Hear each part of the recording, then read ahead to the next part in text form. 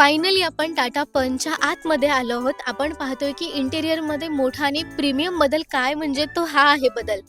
गाडीच्या आत प्रवेश करतानाच आपल्याला नवीन dual tone dashboard, soft touch finish आणि स्मार्ट ट्विन स्पोक स्टिअरिंग व्हीलरवर दिलेला हा इल्युमिनेटेड टाटाचा लोगो सगळ्यांचं लक्ष वेधून घेतोय.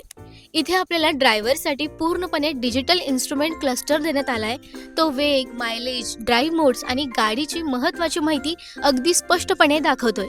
इथे सेंटर कन्सोलमध्ये मोठा टच स्क्रीन सुद्धा इन्फोटेनमेंट सिस्टीममध्ये आपल्याला देण्यात आलाय, जो अँड्रॉइड ऑटो आणि ॲपल कारप्लेला सपोर्ट करतोय.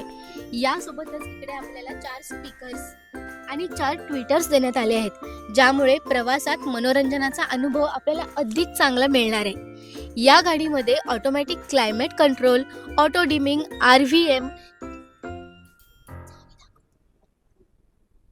यासोबतच इथे आपल्याला keyless entry, push button start, drive mode, city आणि इको असा देण्यात आला आहे.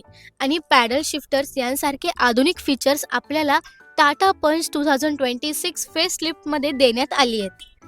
तर आपल्याला टाटा पंचमध्ये कुशन्सिंग अशा ह्या सीट्स मिळत आहेत. यासोबतच आपल्याला इथे हेडरूममध्ये आणि लेगरूममध्ये सुद्धा आपल्याला खूप असा स्पेस मिळतोय.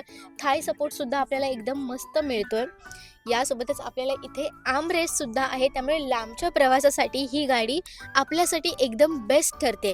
यासोबतच इथे पुढच्या बाजूला सुद्धा आर्मरेस्ट देण्यात आला आहे. तर आपल्याला टाटा पंचमध्ये हा सनरूफसुद्धा देण्यात आला आहे, त्यामुळे एकदम मस्त आणि बेस्ट फीचरसोबत आपल्याला ही गाडी आली आहे.